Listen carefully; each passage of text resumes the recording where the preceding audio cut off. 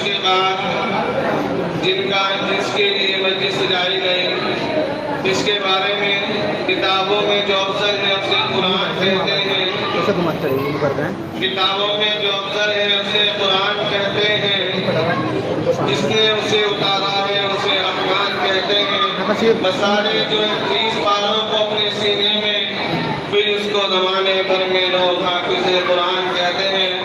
اب میں حافظ محمد راہل کو دعوت دیتا ہوں کہ وہ آئے اور اپنی تقریر سامعین کے سامنے پیش کریں۔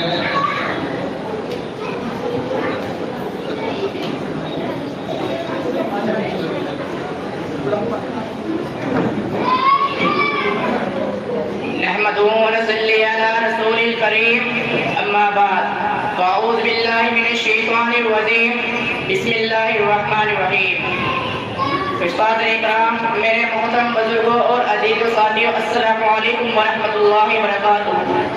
آج مجھے موضوع پر شاعری کا موقع ملا ہے، اس کا عنوان ہے اپنی تقریر کا آغاز اس شعر کے ساتھ کرنا چاہتا ہوں۔ کتنی محبتوں سے پہلا سبق پڑھایا، کتنی محبتوں سے پہلا سبق پڑھایا، میں کچھ نہ جانتا تھا مجھے سب کچھ سکھایا، پہنچا دیا فلک تک استاد نے یہاں سے، پہنچا دیا فلک تک استاد نے یہاں سے، میں واقف نہ تھا ذرا اتنے بڑے جہاں سے۔ جناب صدر، استاد انسانیت کا ستون ہے، یہی انسانیت کا ممار ہے، یہی انسانیت کی بنیاد ہے۔ یہ نوجوانوں کو سنوارنے، ان کا مستقبل میں چیلنج کرنے اور ان کے کردار شادی میں کردار کرنے۔ سنگے بھی قیمت تراشا اور جوہر کر دیا، سنگے بھی قیمت تراشا جوہر کر دیا، شمع عالم سے دل منور کر دیا۔ جناب صدر، استاد نے اپنے علم کے ذریعے سے، اپنے عقل سے علم کا روشن ہونے کا حکم سیکھا ہے۔ حضرت علی کا فرمان ہے، جس نے مجھے ایک الفاظ پڑھایا میں اس کا غلام ہوں، چاہے وہ مجھے بیچے یا آزاد کر دے۔ دین اسلام میں علم کی بہت بڑی فضیلت ہے، دین اسلام میں علم کی بہت بڑی فضیلت ہے۔ اللہ تعالیٰ نے محمد مصطفیٰ صلی اللہ علیہ وسلم کو معلم بنا کر بھیجا، اور دین اسلام میں علم کی جب تک اہمیت رہے گی جب تک استاد کو عزت دی جائے۔ بہت طالب علم کبھی کامیاب نہیں ہوتے جو اپنے استاد کی عزت نہ کرے۔ جن کے کردار سے آتی ہو صداقت کی مہک، جن کے کردار سے آتی ہو صداقت کی مہک، ان کی تقریر سے پتھر بھی پگھل جاتا ہے۔ جناب صدر، استاد کی حیثیت روانی ماں باپ جیسی ہے، استاد کا درجہ ماں باپ کے فوراً بعد آیا ہے۔ ایک مشہور کو لیں گے، با ادب با نصیب بے ادب بے نصیب۔ جو شخص اس کا معنی سمجھ جاتا ہے، یاد رکھیں وہ کبھی کامیاب نہیں ہوتا۔ آخری میں بس اتنا کہنا چاہتا ہوں، جس طرح چاند کو دمک، سورج کو چمک، پھولوں کو روح کی ضرورت، پھولوں کو مہک کی ضرورت ہوتی ہے، جسم کو روح کی ضرورت ہوتی ہے، اسی طرح معاشرے کو استاد کی ضرورت ہوتی ہے۔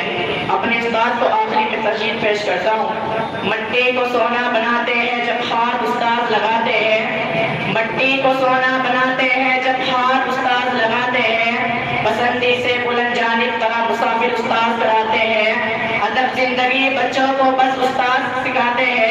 مختصر یہ کہنا چاہتا ہوں، ہر قوم کو استاد بلاتے ہیں۔ وَمَا عَلَيْنَا إِلَّا الْبَلَاغُ۔ ایک آخری شعر میں اپنے ابو کے اوپر کہنا چاہتا ہوں، وہ تعلیم سے محروم ہو کر مگر مجھ کو پڑھایا ہے، وہ تعلیم سے محروم ہو کر مجھ کو پڑھایا ہے، پسینہ حد سے بڑھ کر میری خاطر بہایا ہے، کھڑا رہتا ہوں شاہوں میں جو اپنا سر اٹھا کر میں، میرے والد نے مجھ کو آج اس قابل بنایا ہے۔ السلام علیکم ورحمۃ اللہ وبرکاتہ۔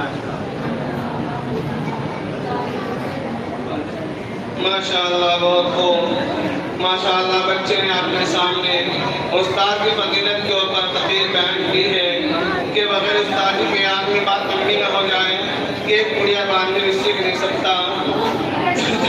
ایک پتھر کی تقدیر بھی سمجھ سکتی ہے، ایک پتھر کی تقدیر بھی سمجھ سکتی ہے، شرط یہ ہے کہ سلیقے سے تراشا جائے۔